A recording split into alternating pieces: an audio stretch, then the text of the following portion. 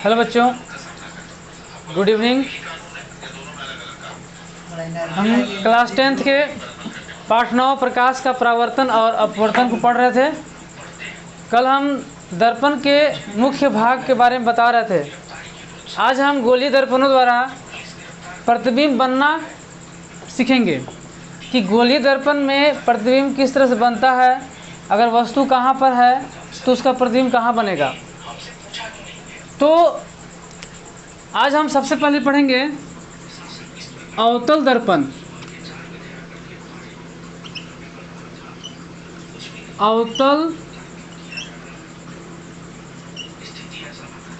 दर्पण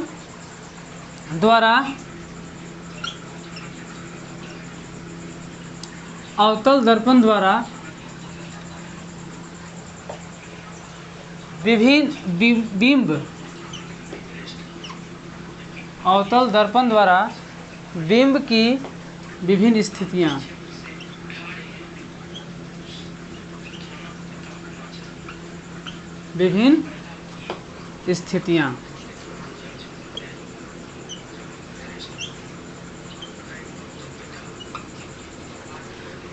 अवतल दर्पण द्वारा बिंब की विभिन्न स्थितियों के बारे में पढ़ेंगे। इससे पहले हमको कुछ बातें जो है उसको जानना होगा कि ये जो है से एक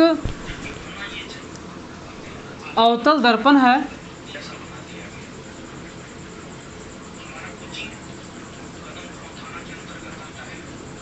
ये अवतल दर्पण है MN। हम कल बताए थे कि परावर्तक पृष्ठ के बीच का बिंदु है, बीच के बिंदु को ध्रुव कहते हैं, उसको P से लिखते हैं। अब गोलीय दर्पण के केंद्र को हम C से लिखते हैं, वक्रता केंद्र कहते हैं। और वक्रता केंद्र और ध्रुव के बीच खींची गई सीधी रेखा को हम मुख्य अक्ष कहते हैं। ये हम कल बताए थे।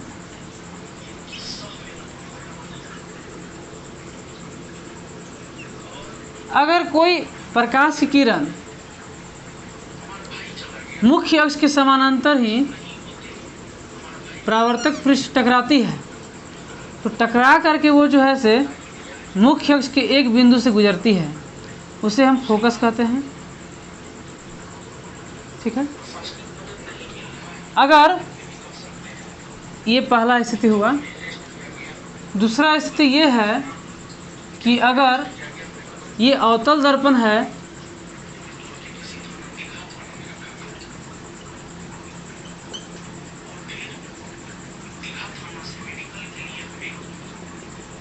ये मुख्य अक्ष है,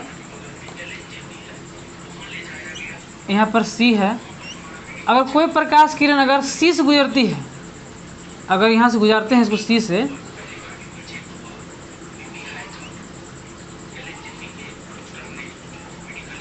तो ये जब C से गुजरेगी ना तो परावर्तक पृष्ठ टकरा करके फिर उसी माध्यम में वो लौट जाती है, मतलब इसी रास्ते से ये लौट जाती है। C से जिस तरह से आती है ना उसी तरह से C से ही ये लौटती हुई प्रतीत होती है, ये लौट जाती है। इसको हम साइन दे देते हैं कि इस तरह से जा रही है और इस तरह से आ रही है, इसी तरह से आती है, मतलब इसी दिशा से टकराने के बाद जो है C से ही वापस लौटती है। ये दूसरा स्थिति है। ठीक है। तीसरा स्थिति ये है कि जब अवतल दर्पण में, एक अवतल दर्पण है,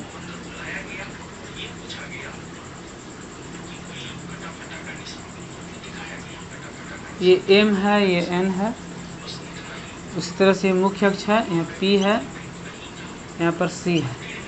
ठीक है।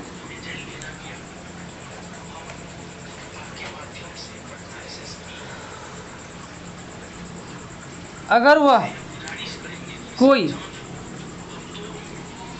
प्रकाश की किरण फोकस से टकरा कर गुजरती है, जैसे कि ये प्रकाश किरण है, अगर फोकस से गुजरेगी, डायरेक्ट फोकस से, तो परावर्तक पृष्ठ टकरा करके ये मुख्य अक्ष के समानांतर ही निकलती है इस तरह से। ये आपका फोकस है, ठीक है।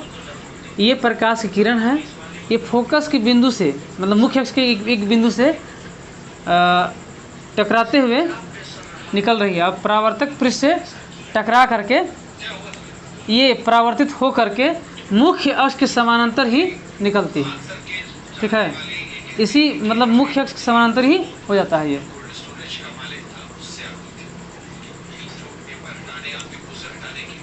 ठीक है। जैसे कि ये आपतित किरण है, ये परावर्तित किरण है। ये प्रकाश किरण आ रही है और टकरा कर फिर इस तरह से जा रही है, तो मुख्य अक्ष के समानांतर ही परावर्तित होती है, ठीक है। अब एक और स्थिति है, उसको हम यहाँ देखते हैं।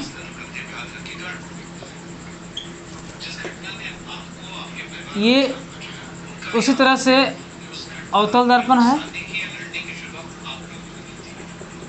उसी तरह से ये अवतल दर्पण है।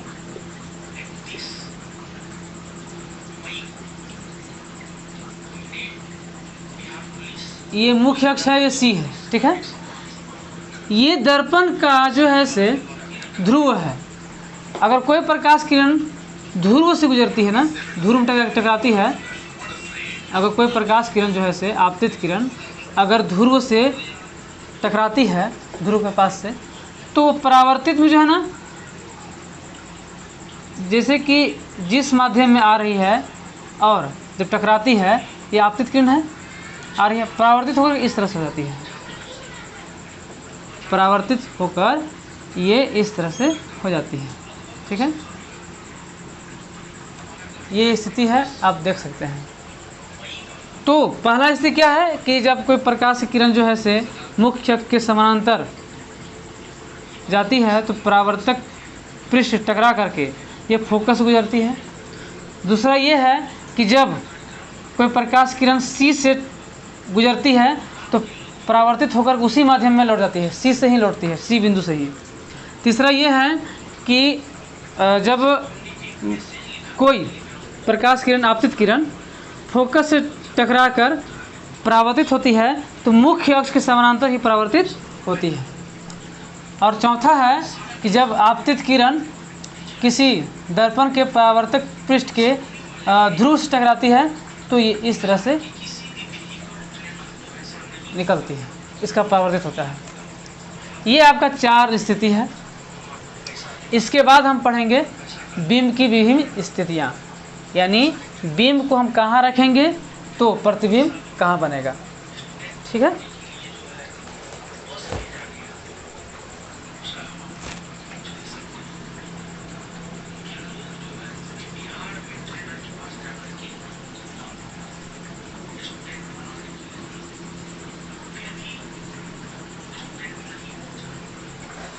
अब सबसे पहला ये है बिंब की स्थिति। लिखेंगे जब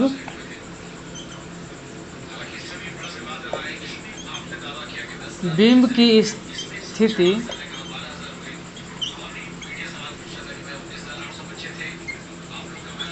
अनंत पर हो, ठीक है।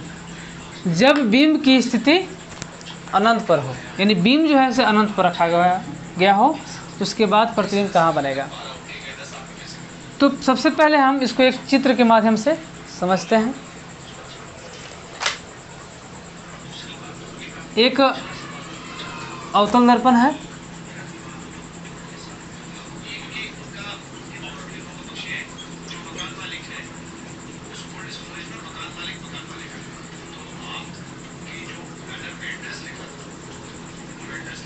यहाँ पर दर्पण का ध्रुव है, यहाँ पर जो है से वक्रता केंद्र है और ये फोकस है, बीच में हम फोकस ले लिए। उसके बाद इसी के समानांतर जो है से प्रकाश किरण अनंत से आएगी, ठीक है। इसको ही मान लेते हैं।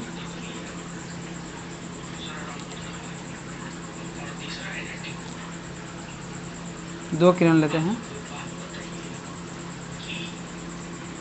ठीक है। जब ये हम बताए थे कि जब मुख्य अक्ष के समानांतर प्रकाश किरण जब आती है ना तो ये फोकस से जो है से गुजरती है। ये बताया था ना, अगर हम एक वस्तु को हम यहाँ रखे हैं अनंत पर, एक वस्तु है ए है और ये बी है, ठीक है, तो यहाँ से प्रकाश किरण आएगी, आपतित किरण जो है से इससे टकरा कर परावर्तित होगी तो फोकस से गुजरेगी। अगर यहाँ पर भी एक किरण है तो टकरा करके परावर्तित फोकस से ही होता है। यानी मुख्य अक्ष के समानांतर जब कोई भी किरण आती है तो फोकस से ही टकराती है, ठीक है, फोकस से, मुख्य अक्ष के फोकस से गुजरती है टकरा करके। तो यहाँ पर जो है से जब बीम की स्थिति अनंत पर है तो ये बीम है, ए और बी हम मान लिए बीम है, और यहाँ पर जो है से वस्तु का प्रतिबिंब बन रहा है। यहाँ पर जो है से वस्तु का प्रतिबिंब बन रहा है। इसको हम इस तरह से लिख सकते हैं, बी डैश और ए डैश, ठीक है। अगर हम यहाँ लिख देते हैं कि ए बी क्या है, बीम है, ठीक है, और ए डैश और बी डैश क्या चीज़ है, प्रतिबिंब है। ये समझने के लिए है, केवल ये केवल समझने के लिए है।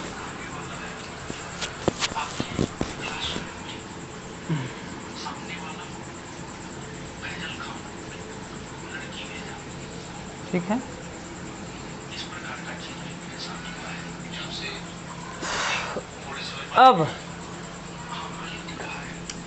अब लिखेंगे हम कि जब बीम की स्थिति अनंत पर है तो प्रतिबिंब फोकस पर बनता है ना, तो यहाँ लिखेंगे कि प्रतिबिंब की स्थिति, प्रतिबिंब की स्थिति फोकस पर होगी।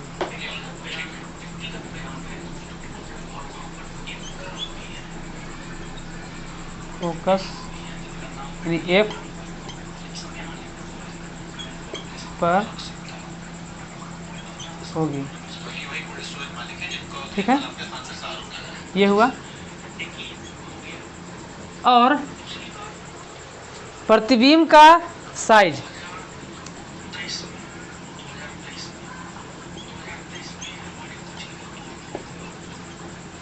प्रतिबिंब का साइज,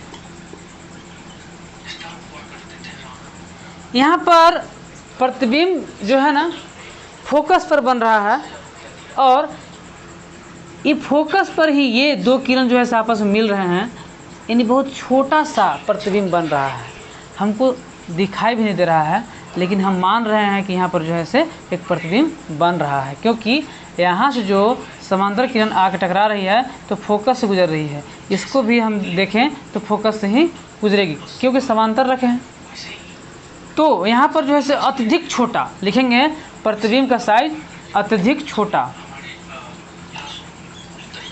अत्यधिक छोटा होगा, ठीक है, प्रतिबिंब का साइज अत्यधिक छोटा होगा।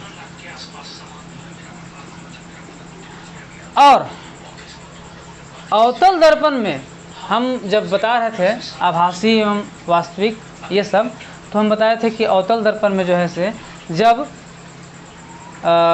कोई समांतर किरण जो है से मुख्य अक्ष के समांतर टकराती है परावर्तक पृष्ठ से, तो जो बनने वाला प्रतिबिंब है वो वास्तविक एवं उल्टा बनता है, ठीक है। तो ये हो गया यहाँ पर।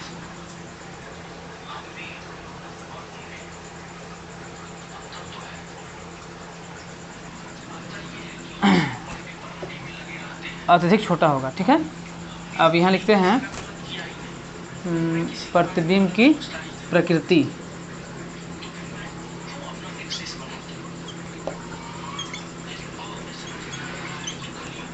प्रकृति वास्तविक एवं उल्टा, वास्तविक एवं उल्टा होगा।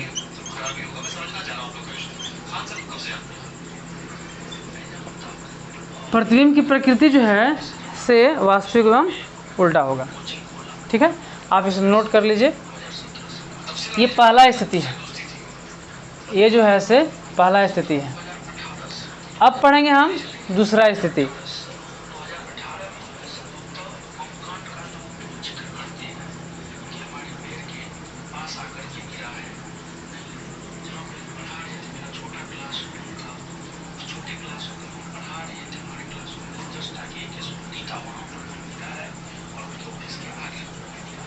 अब दूसरा स्थिति क्या है कि जब हम अब अनंत पर रखे हैं, अब इसको थोड़ा सा आगे बढ़ाते हैं, यानी वस्तु को जो है से थोड़ा सा हम आगे बढ़ाते हैं, तब क्या होता है, कहाँ पर बनता है प्रतिबिंब।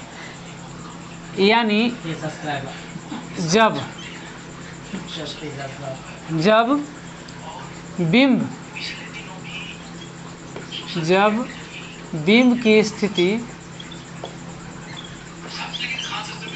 बिंब की स्थिति C से परे हो,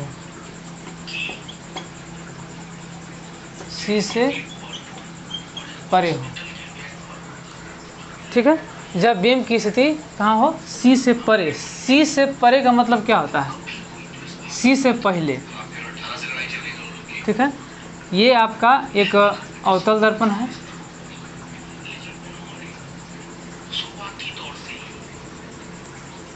अवतल दर्पण है। ठीक है, ये आपका मुख्य अक्ष है, P है, ये F है और C है। अब जब C है तो इससे पहले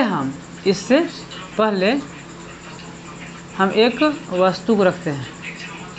ये A है और ये B है, एक बिंब है, बिंब यानी वस्तु है। तो जैसे ही रखते हैं, जब प्रकाश किरण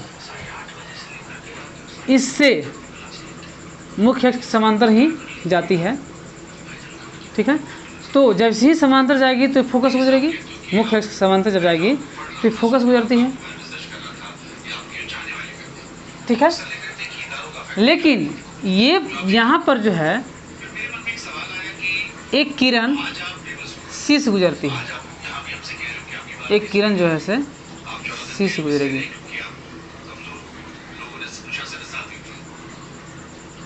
C से, इसे हम C से, F से, P से कहीं से गुजार सकते हैं, कोई दिक्कत नहीं है। जैसे ही C से गुजरती है तो फिर जो है से परावर्तित होकर इसी माध्यम लौटती है कि नहीं, इसी रेखा, इसी बिंदु से। तो इसको दर्शाते हैं ऐसे और ऐसे। ठीक है,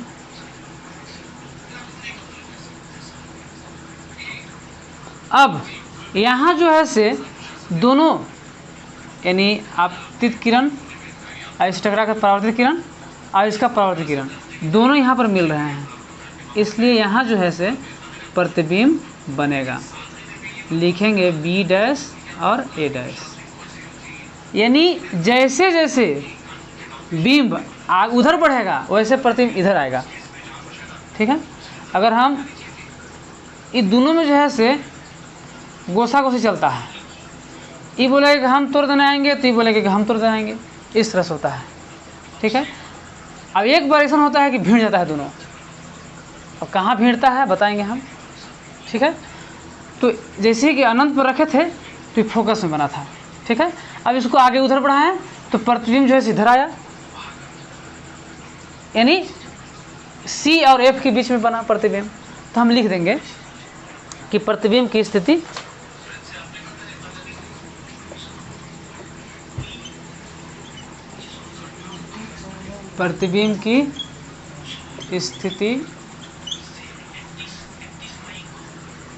C तथा F के बीच होगी, C तथा F के बीच होगी। ठीक है, प्रतिबिंब की स्थिति C तथा F के बीच होगी और प्रतिबिंब का साइज, प्रतिबिंब का साइज। अब जैसे कि इसको हम थोड़ा सा बढ़ाए थे आगे, वैसे प्रतिबिंब भी इधर बढ़ा तो उसका साइज भी हल्का बढ़ेगा। ठीक है, उस फोकस में जो है से जब वस्तु मतलब अनंत पर था तो प्रतिबिंब जो है से बहुत छोटा बन रहा था, लेकिन जब इसको बीम को आगे बढ़ाया तो प्रतिबिंब इधर आया, तो इधर आया ना तो छोटा बनेगा, अत्यधिक छोटा से छोटा, थोड़ा सा बढ़ा कि नहीं, तो लिखेंगे प्रतिबिंब का साइज छोटा, प्रतिबिंब का साइज छोटा होगा। कैसा होगा? छोटा होगा। अब प्रतिबिंब की प्रकृति,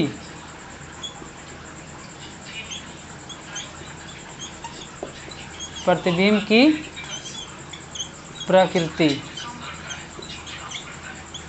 प्रतिबिंब की प्रकृति होगा वास्तविक एवं उल्टा, वास्तविक एवं उल्टा। आप इसे नोट कर लीजिए,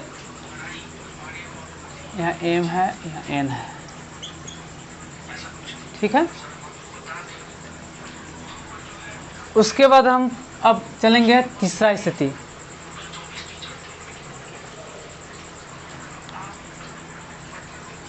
तीसरा स्थिति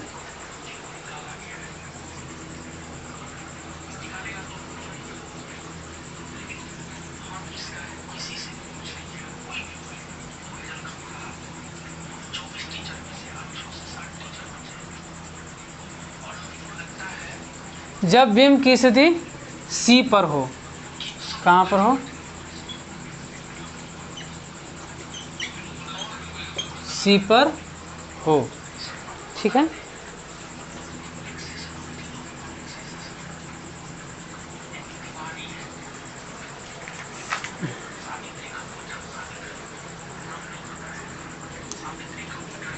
यहाँ पर जो है से एक मुख्य अक्ष है, ये P है, ये C है, ये F है। ठीक है, अब हम जो है से बीम कहाँ रख दिए हैं? C पर, इसी में हम बीम रख दिए हैं। कोई वस्तु है, इसको हम यहीं पर रख दिए हैं। ठीक है, तो वस्तु है तो यहाँ से प्रकाश किरण जाएगी इसके समानांतर, और जब जाएगी समानांतर तो फोकस गुजरबे करेगी।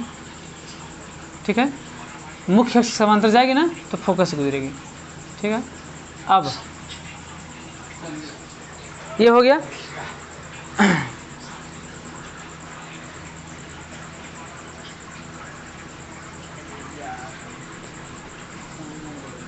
अब यहाँ से जो है से जो प्रकाश किरण है अब यहाँ से गुजार नहीं सकते हैं, अब हम फोकस गुजारते हैं। ठीक है, जब फोकस गुजारते हैं तो हम बताए थे इससे थोड़ा सा पहले कि जब फोकस गुजारते हैं तो मुख्य अक्ष समानांतर ही इसे टकरा करके परावर्तित होती है। ठीक है, जब फोकस से हम गुजारते हैं तो मुख्य अक्ष के समानांतर ही जो है से परावर्तित होती है। तो देखिए यहाँ पर जो है से दो किरणें आपस में परावर्तित किरणें मिल रही है। तो जब यहाँ मिल रही है तो यहाँ क्या बनेगा? प्रतिबिंब बन जाएगा। क्या बन जाएगा? प्रतिबिंब। ठीक है,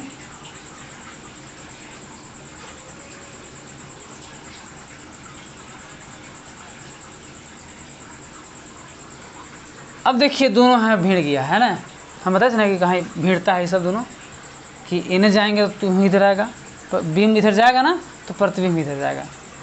तो C पर अगर बीम है तो प्रतिबिंब भी कहाँ बनेगा? C पर। तो लिखेंगे बीम की स्थिति कहाँ होगी? C पर। और प्रतिबिंब का साइज क्या होगा? देखो यहाँ जितना साइज ये रहेगा ना उतना साइज प्रतिबिंब बनेगा, तो लिखेंगे समान साइज, समान साइज। ठीक है, यानी बराबर। ठीक है, और प्रतिबिंब की प्रकृति क्या होगा? वास्तविक एवं उल्टा। ठीक है, तो 3 गो स्थिति हम बता दिए हैं। अब आगे जो है से 3 स्थिति बताएंगे। धन्यवाद। और आप लोग लाइक और सब्सक्राइब ज़रूर करें और शेयर भी करें, ठीक है।